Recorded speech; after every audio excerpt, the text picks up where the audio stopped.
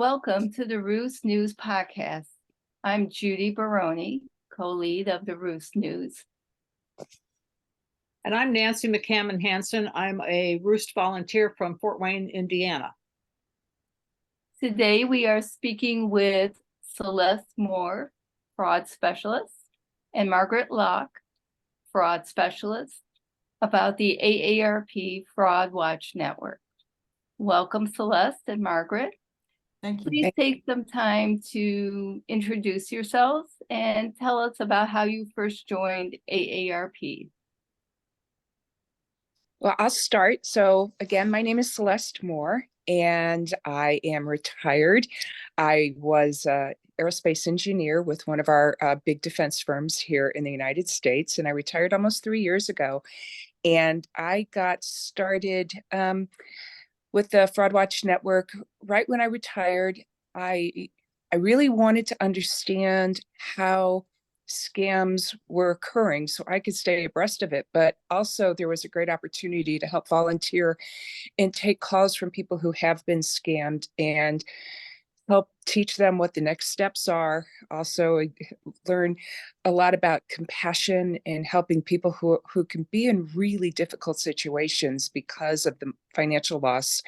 So it provides me, just a great amount of satisfaction in being able to do this. My name is Margaret Locke. I am a semi-retired attorney here in Denver, Colorado. My introduction to the Fraud Watch Network had a personal bend to it. About 6 years ago, a family member was victimized in a financial fraud scam, and it was very unexpected, just in how I knew her as an individual. The following day, following that retelling, the following day I had a meeting at the Colorado Bar Association, and one of the speakers was from the Securities and Exchange Commission, who handled litigation, and it was on the topic of financial fraud. She encouraged all of us to consider reaching out as a volunteer in this area. And I approached her at the break and said, I guess it was based on what had happened to a family member that I was interested in helping. And I think about 30 minutes later, I was talking with the office, and the following week I started. Excellent. Both different pathways, but still amazing pathways. So to begin, how did the AARP Fraud Watch Network begin? Well, I know here in Colorado, it started with one of our senators who also had a family member who was victimized. I believe it was his grandmother. I think it was 25 years ago, if I'm not mistaken. And that became a community outreach program called Elder Watch. And that, along with AARP, found common ground. And so that's where the Financial Fraud Watch Network was born from. And just to add on a little bit more to Margaret, part of the Fraud Watch Network, it has three fundamental legs. One is really about getting resources out to our communities, to help teach them how to spot scams and avoid them. The second one that Margaret and I both do, the second leg, is the Fraud Watch Network. We do take calls from people who've been scammed, and we help them work through those next steps on what to do.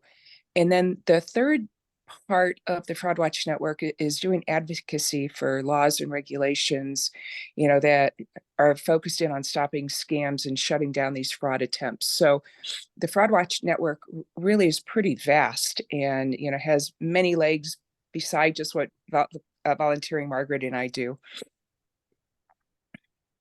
So with that point of both of you not only taking the calls, and Margaret, you had a family member that was unfortunately a victim, how would I, whether it's myself or a family member or a friend, how do you report that? Where do you begin?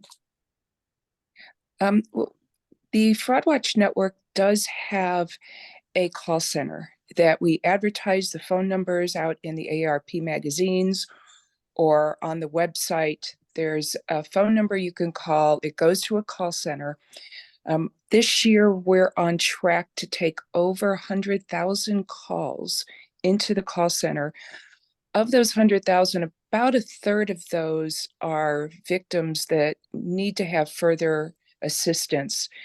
And the call center, they take the victim's information, and that information then gets forwarded to the dozens of fraud specialists around the US. And we are trained in handling these calls. And then we call them back within 24 hours, and we try to talk them through what they need to do next. And to add to what Celeste has spoken of, the algorithm is such within kind of the internet at large that if you type into a Google search, fraud, financial fraud, I'm a victim of financial fraud, or what have you, AARP comes up. We're one of the first entries that will come up. And an interesting feature of our program in the Financial Fraud Watch area is that we are taking calls not from members per se.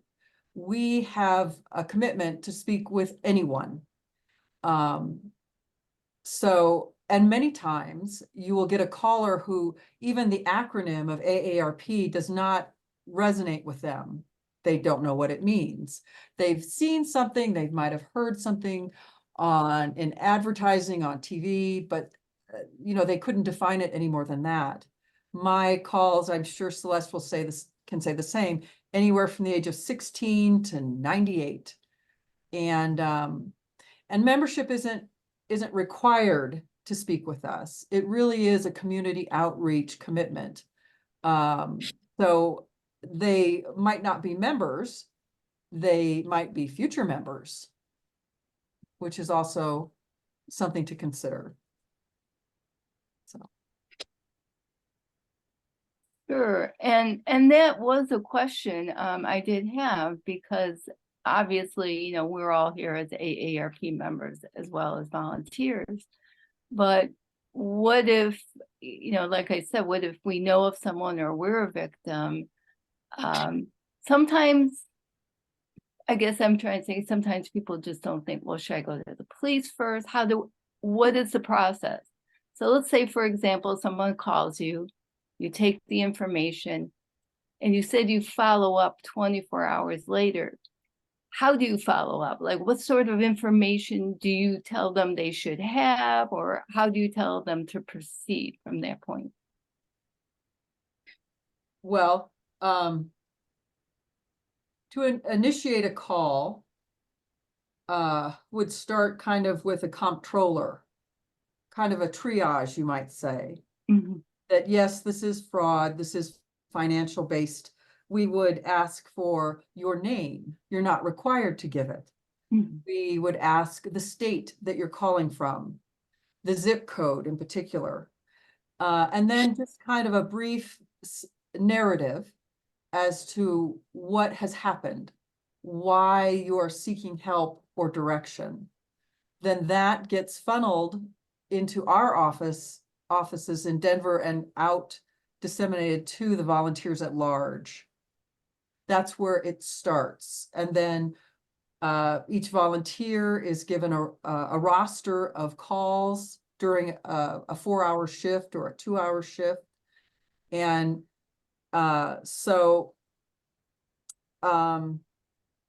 it isn't a solicitation of any sort. We are returning a call. Someone has reached out.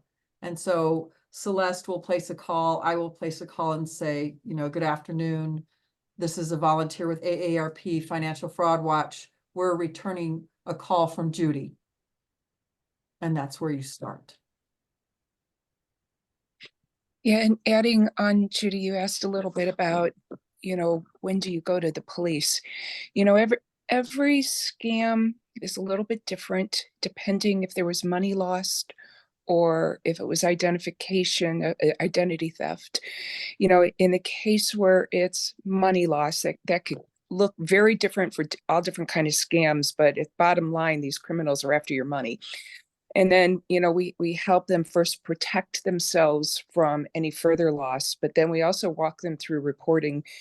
You know, sometimes we recommend they go to the police, sometimes we recommend they go to the Federal Trade Commission or to the FBI, depending on what that specific scam is. And then on the second type of typical scams, the identity theft, we walk them through the steps, you know, if their social security number was compromised, what to do next, you know, how to go report this, and then how do they go about seeing if there was any activity on their credit reports, how to freeze their credit reports, and those kinds of steps. So it all kind of depends on what the specific scam was, but we do walk them through the next steps. So, so say I call you and we go through this process and you do the follow-up. Do you continue to support the victim through the end, or is there a point where they just have to continue on their own? Yeah, typically we give them the steps. We make sure they're comfortable with it, whether it's going online or calling certain people. We don't follow up after that. If they do have further questions, it is logged in on a case number for them. So if they need some follow-up, they're encouraged to call us back, and then the call center can pull up the notes from the prior call, and then a separate fraud specialist then can follow back up with them. Right, we can access them by their phone number. And every call is ended with an offer to call us back if you have any further questions, if there's any problem. You know, with financial fraud, oftentimes kind of, you know, the old adage, time is of the essence. So if you call us, we have to kind of quickly determine the immediacy of what's happening. You know, do we need to kind of make this call short, sweet, and to the point so you can get to your bank, so you can get to your credit card, so you can start the process of notification to kind of shore up and protect your financial assets?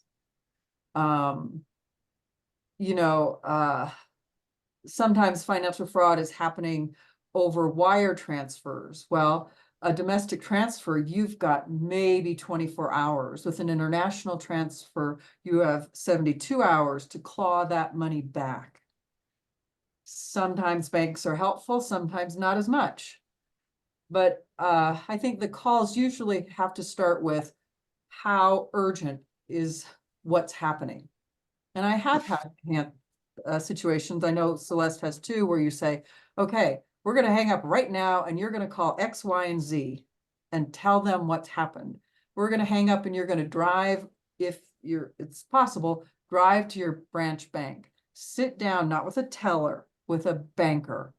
You've got to, you know, put your finger in to stop the drain of finances going out. So a lot of times the call starts there, and then we kind of flesh it out as to what, you know, financial fraud is intertwined with an emotional component that's always there. And sometimes that has to be addressed. I mean, we kind of wear a lot of hats, don't we, Celeste? We wear a lot of hats, you know, depending on who we're talking to. And sometimes, Judy, you're not even talking necessarily to the victim. You might be talking to an adult child of the victim. You might be talking to the best friends, the best friend of the victim. You know, all sorts of people reach out to us. It's really a dynamic process every day you work. every day you work, so. And that was another question I had. I'm assuming this, but I'm assuming if someone's a victim, especially of financial loss, they might be embarrassed to call. So would it be okay if I, as a family member or friend, initiated the call on their behalf? Oh, absolutely. Absolutely. I've had, and actually, Judy, on many, many occasions, I've had conference calls Mhm. between family members or friends. And I have been asked to make a call to the victim. I had one adult child ask if I would call her mother. And I said yes. And or a son, it was a son. If I would call his mother, but don't tell her that I asked you to do it. And I said, no, we're not going to call and lie to somebody. I'm going to tell the truth, and it will be okay. But yeah, every walk of life, sometimes it seems like we find. And to add on to Margaret, I've also had those situations, but friends and family absolutely can call us. A lot of time the victim themselves, especially if they're in a romance scam, they're in love. And it's really hard for the victim to see what's going on. It's much easier for family members or friends to be able to identify that something shady is going on here. So we do get calls and we can help walk them through kind of what's happening. Here's the type of scam that's happening. We can give them the resources to help talk to their family or friend, the victim, on we give them the resources on how to approach them, show them what the scam is. Even if the victim still isn't open, we then recommend other resources like, you could try to bring in a policeman or a clergyman or somebody that might come in with a voice of respect to help talk to the victim. So absolutely, we will help anybody who needs it, not even if they're the victim, but somebody who's just concerned. Yes, and also something I wanted to mention, Judy, you said something that, oftentimes the victim is embarrassed. What I have found is that more often a victim is afraid. A victim is genuinely afraid. In the situation that, like Celeste mentioned, a romance scam or something. When a victim starts to the fog starts to clear, and you start thinking that, wait a minute, this doesn't make sense. I have sent a lot of money. I don't want to do this anymore. At that point, almost to the nose, a scammer knows that the fish is pulling back on the line. And so what happens in that situation is they yank and they pull to set the hook deeper because they know they're about to lose it. And they do it with threats. They do it with profanity. They do it with intimidation. And the important thing to remember is, like in the case of a romance scam, at that point, when the victim is so far into the scammer knows a lot. Like if you, Judy, were involved in a romance scam, one of the things the scammer will do is pump you for information about yourself and your family and your children and your parents and your work history and your health. And so the threats that start to come aren't simply directed at you, but it might be against a loved one.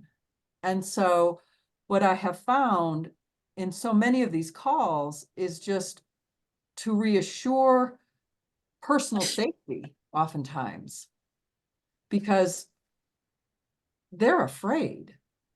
They are genuinely afraid, not for their own safety, but because they've put a loved one at risk. You know, well, didn't you say your grandson, went to Creighton Prep High School? What's it about? It's just that implied threat of, I know who you are. And that is such an element that is at the root of a lot of financial fraud and a lot of victimization. So when I say we wear a lot of hats, we don't just simply go, okay, you need to report it here and here and here, and then do X and Y and Z. It's kind of like you have to pick apart the emotional dynamic that's at play as well, so that they do feel strong enough. I had one woman, I had to have her practice with me saying, if he calls again or you pick up the phone by mistake, you hear, I want you to say 2 words. It's over, and hang up. And I want you to hear yourself say it. And we practiced it together. She was afraid. This man knew everything about her. And he was he's probably on the other side of the world. And the threats are all implied. But I remember that day and practicing with her. It's over, hang up.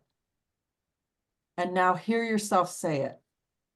Now believe it. Because then,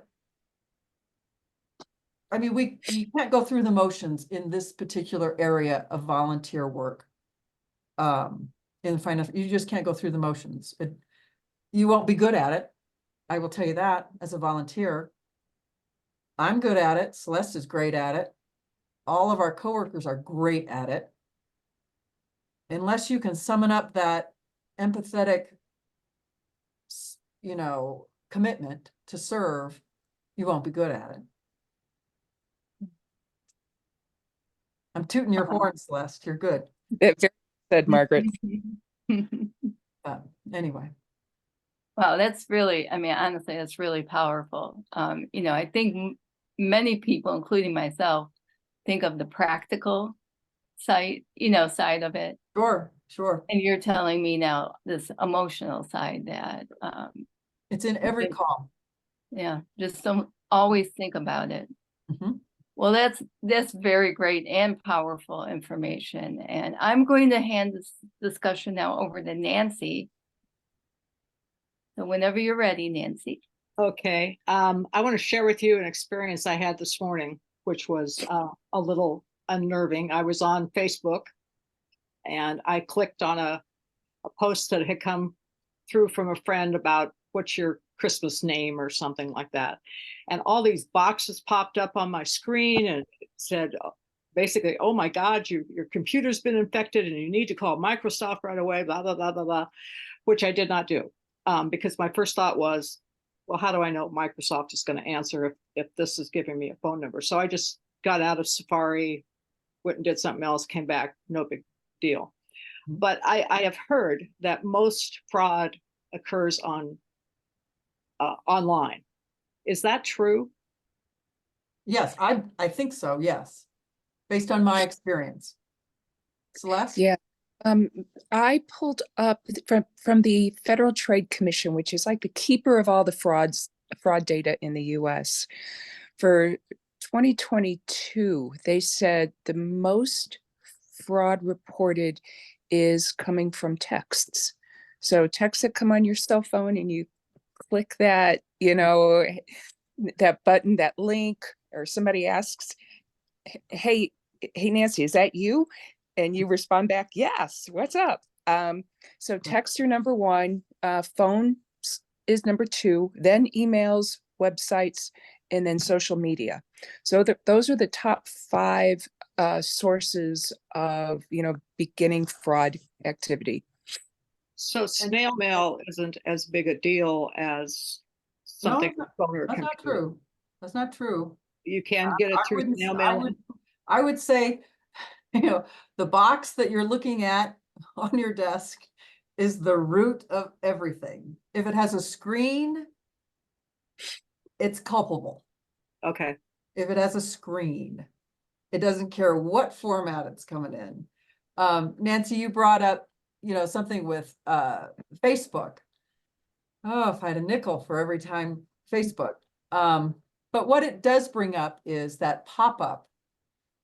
If you interview scam artists, they'll say to set a hook, they will go through to get to you in one of three ways. For a romance scam, it's that person who is lonely, who is depressed, who is suffering grief from a loss. I always say, and sometimes what adult children don't understand is that the desire to be desired never leaves us. It's human. So that's one. The second one is the windfall.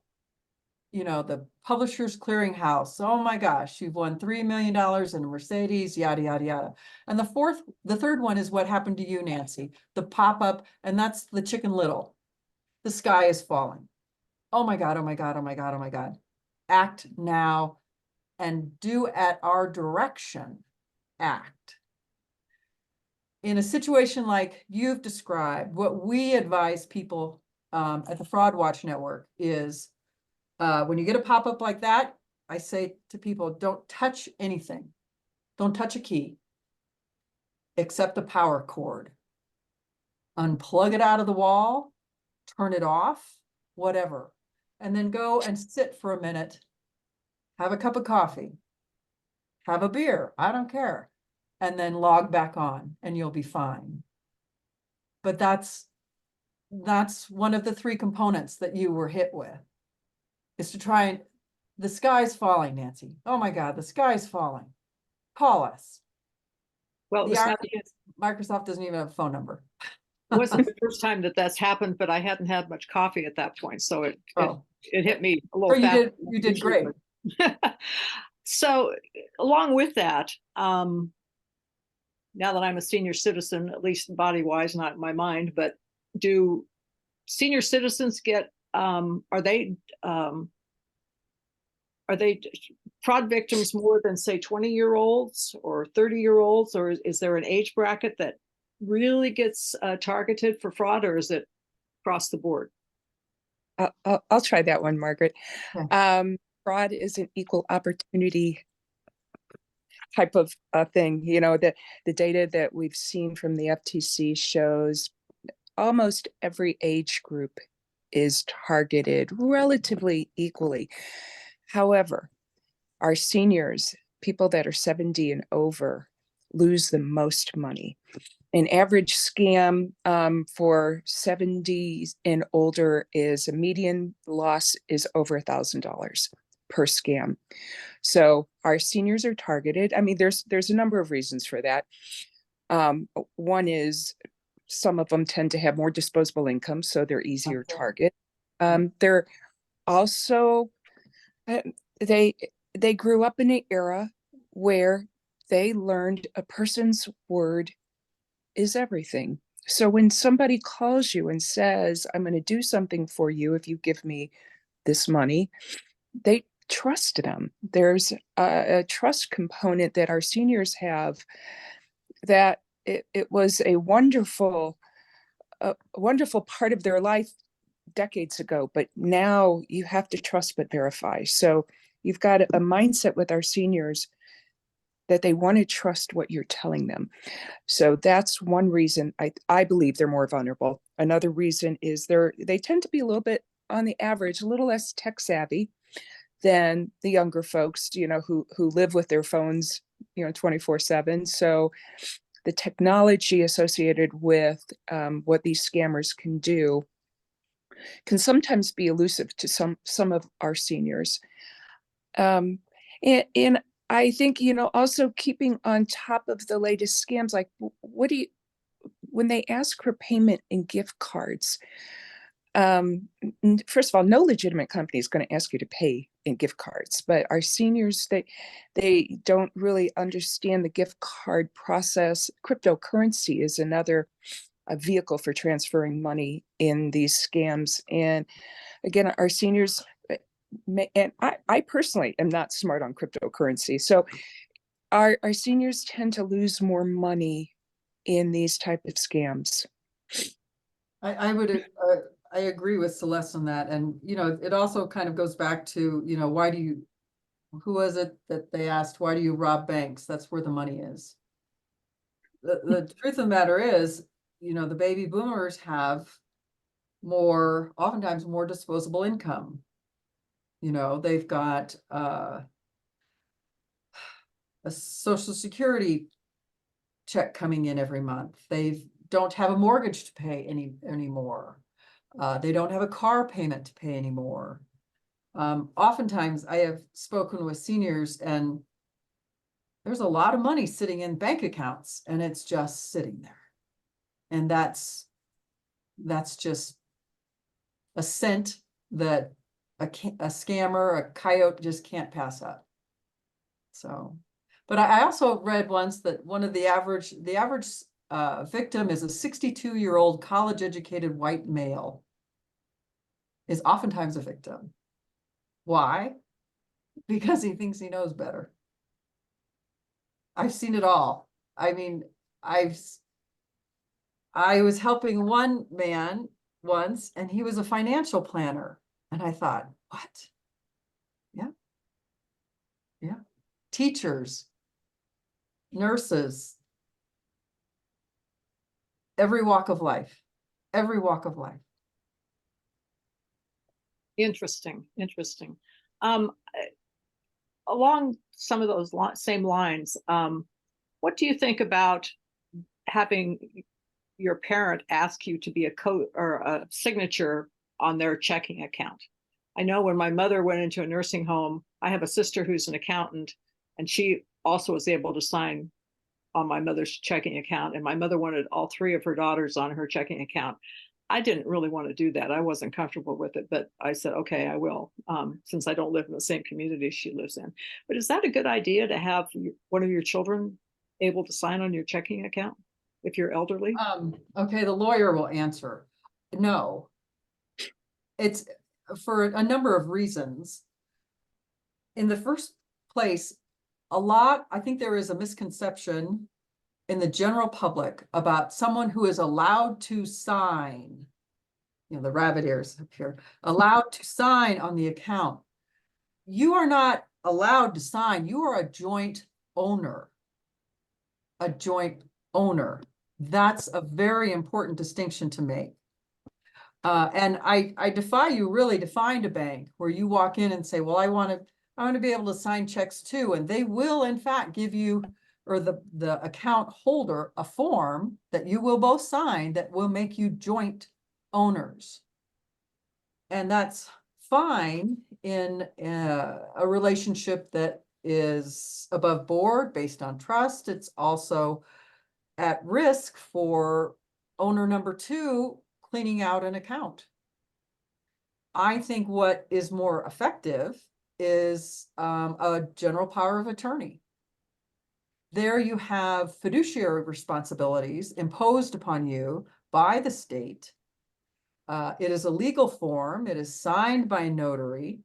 You present it to the bank. It is a made copy of record, and you do not own the account, but you have the ability to participate in it and monitor it, as well as, any other financial issue.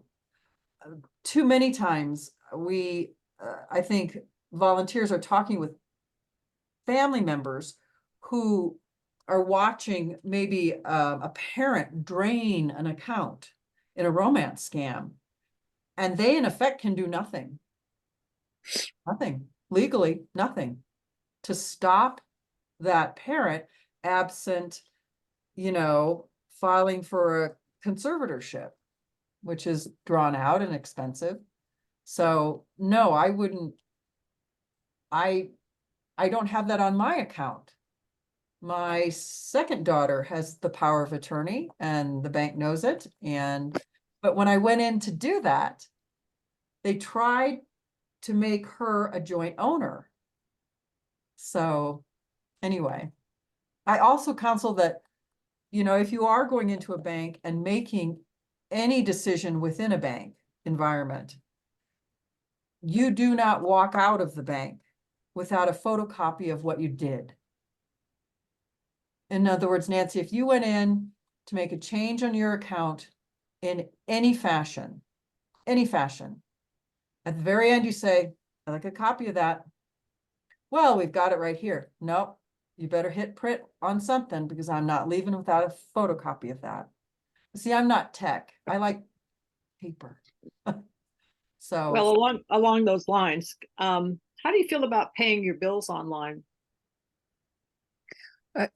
I Let me answer. First of all, I personally love online.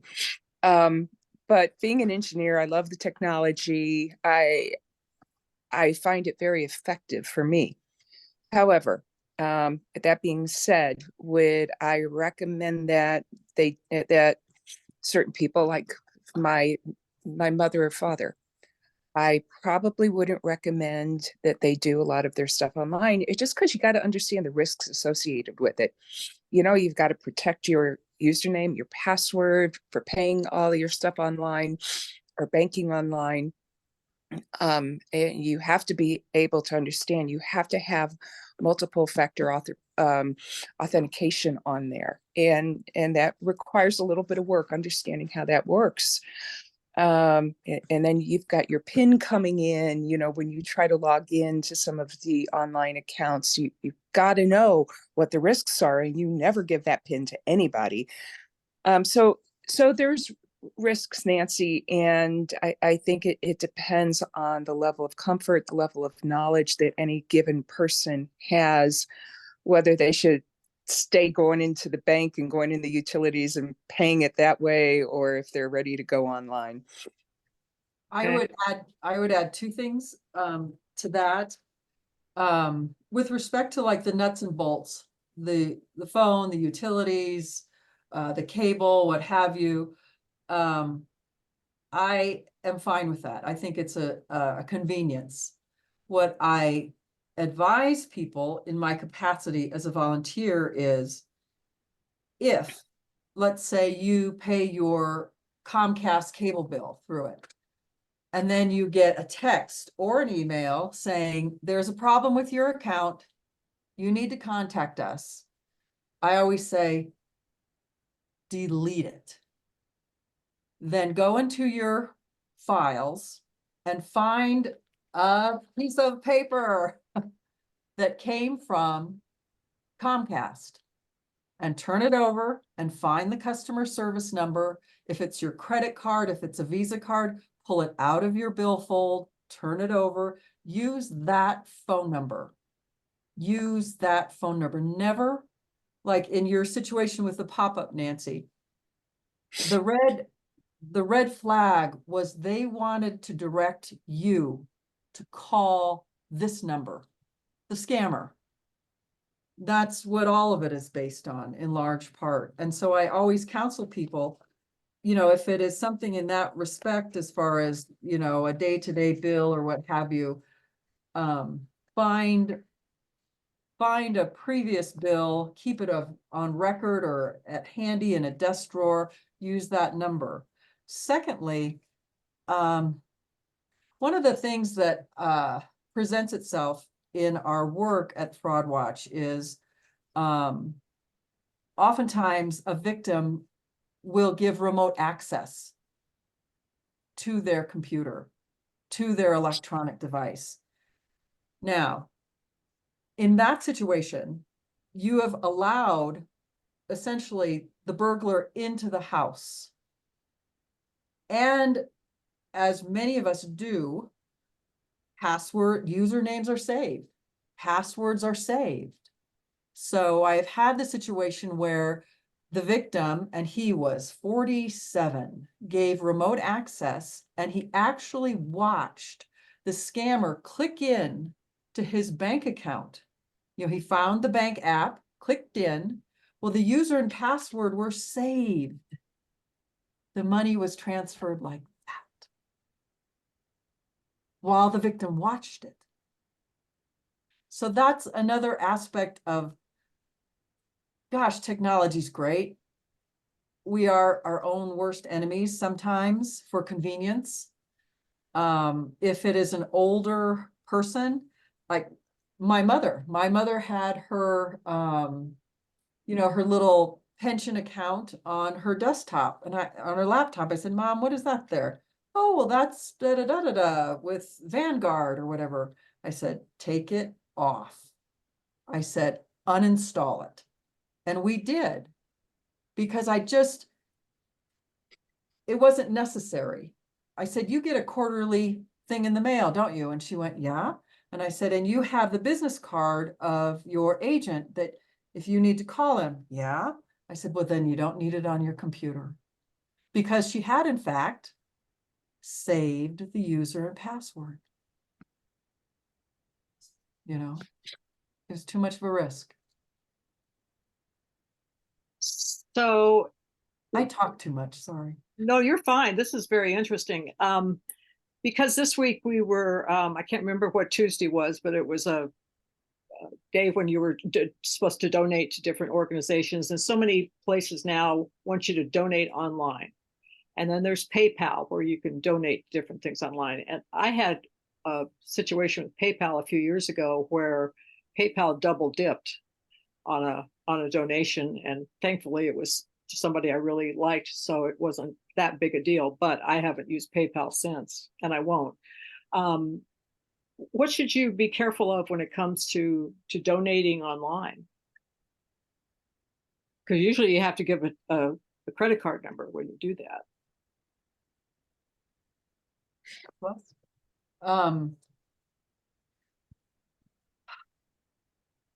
I tend to default toward kind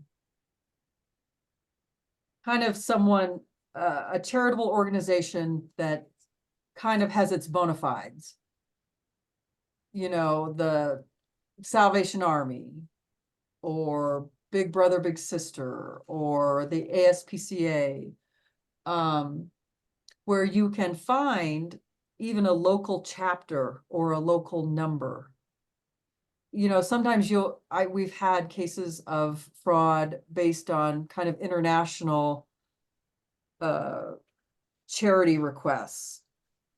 I'm like you, I'm a little suspicious of it, and I have oftentimes encouraged callers to reach out to a local organization of their choosing, you know, something that might have a local office. But yeah, it's a slippery slope. And PayPal, I know people love it. It's tied right into your bank account, boy. Mm-hmm. I think it's prudent, you know, if you could just have a small account set aside, kind of that you would use as, you know, PRN as needed, specifically for PayPal or specifically for Zelle. But it wasn't something that, I mean, it's right into your bank account. It makes me a little nervous. And Celeste is a tech wizard and I'm not, so she might feel completely different about this. Well, along those lines too, what about GoFundMe campaigns? Buyer beware. Yeah, I mean, if you know the person, I mean, if you personally know them, then and you know what the situation is, and you want to make a donation, I've done GoFundMe a couple times, but just ones that kind of come out of the blue and hit you on social media that they may sound wonderful. You know, a lot of these scam organizations, they use international crises or, you know, things, natural disasters going on, or the holiday, because we're in a more giving mode. They play on our emotions. So you really have to trust but verify. Yeah. Make sure you know who you're giving your money to. And I still have a checkbook, and I like the old fashioned send a check in the mail I to. still have a checkbook too. Me too. Yeah. I have a Yeah. checkbook too. And I also wanted to add with respect to that, like one of the common scams we get is the government grant scam. And most of the time it unfolds as something that comes through your Facebook Messenger. Hi, Nancy, we went to high school together, or this is so-and-so, or we work together, and blah, blah, blah, blah, blah. And I just got a $9,000 government grant, and you can too. It's easy. Just click on this and fill the application out, blah, blah. It's easy. Now, is it your friend? No, of course not. It's someone who has hacked into their identity within Facebook.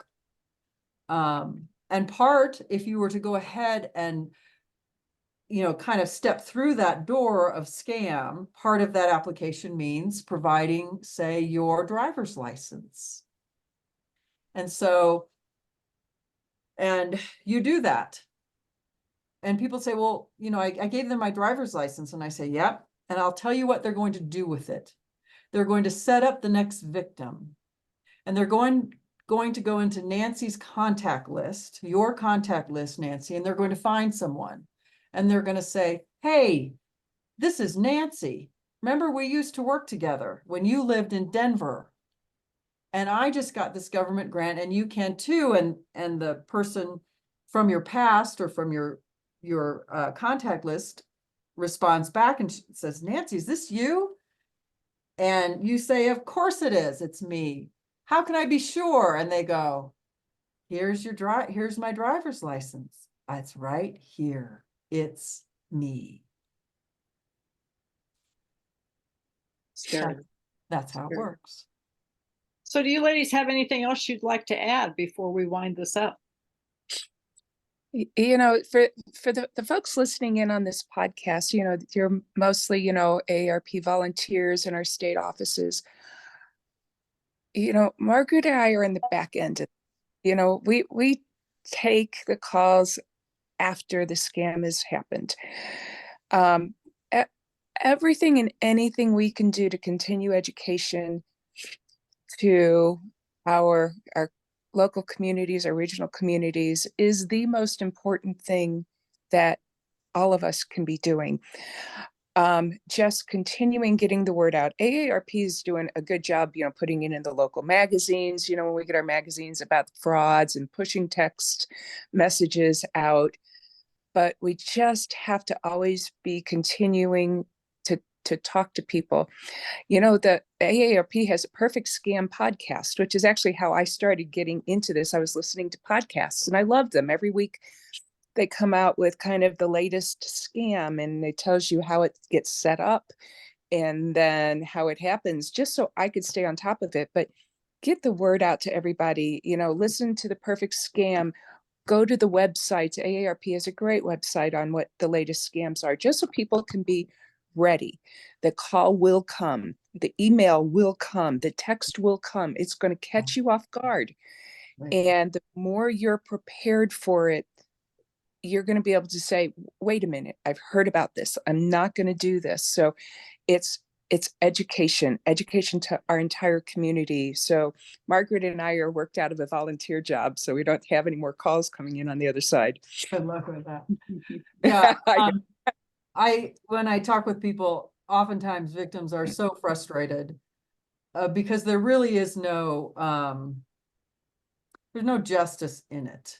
There's no retribution. I want to catch them.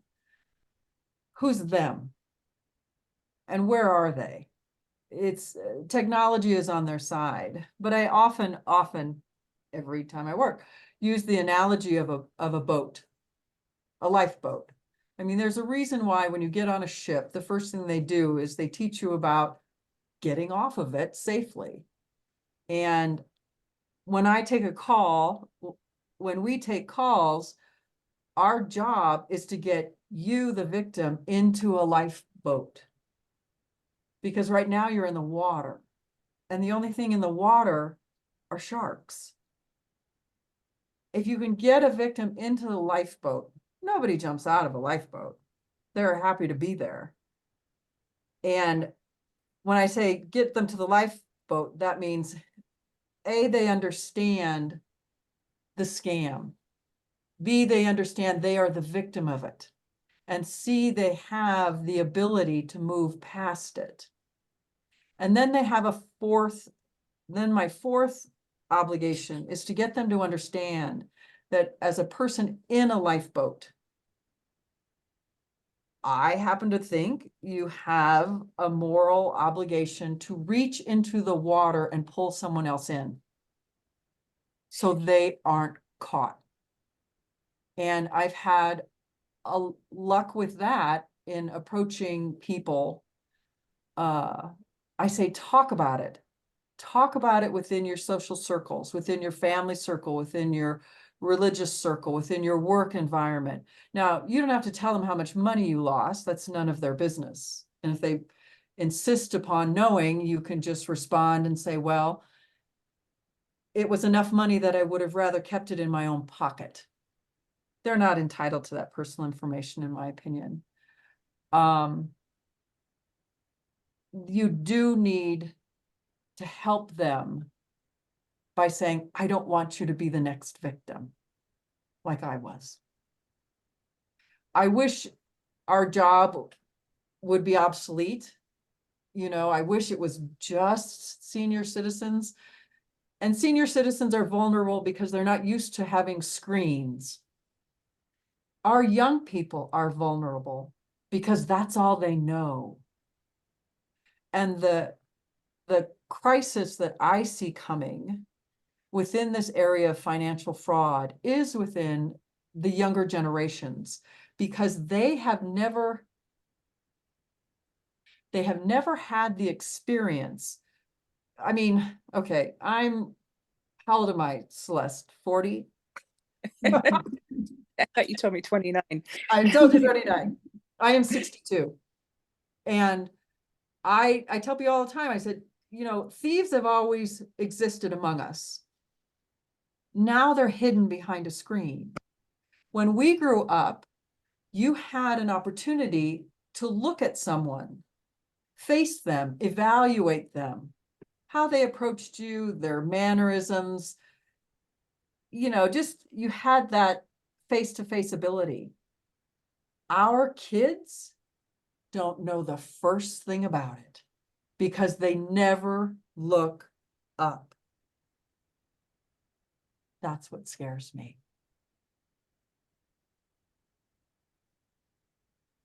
They never look up. They don't have that interpersonal skill of saying, wait a minute. A lot of the times I'm talking with an older person and I know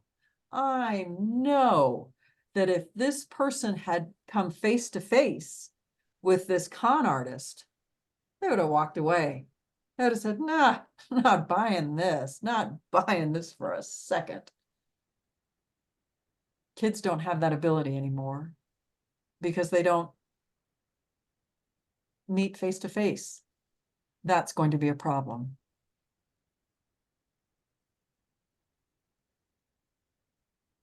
My 2 cents. Well, thank you.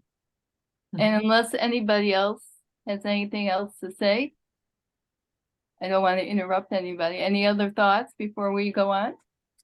No, thank you for the opportunity. Okay. Absolutely. Thank you. You both have been great. Well, I hope I help somebody. yeah, and I think our area of AARP, our volunteer area, is a little maybe unknown as to the depth of the skill set that's kind of required. You've got to think on your feet. You've got to think quickly.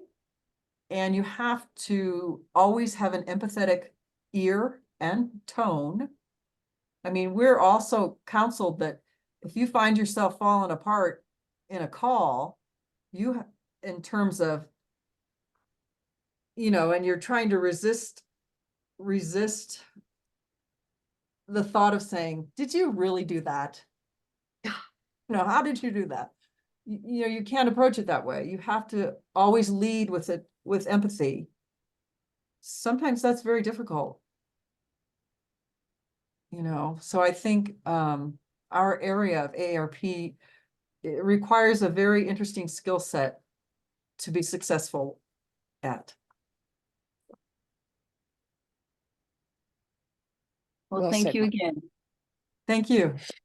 Thank you, Nancy. Thank you, Celeste and Margaret, for your time with us and for, gosh, I don't even know how to say all that valuable information. That's the only way. It really surprised me, some of the information you provided. So we appreciate that. And to those of you listening and watching, thank you for joining us today. Please subscribe to the Ruse News Podcast on YouTube and your favorite audio podcast platform. And on behalf of the News Ruse podcast team, we thank you. Thank you.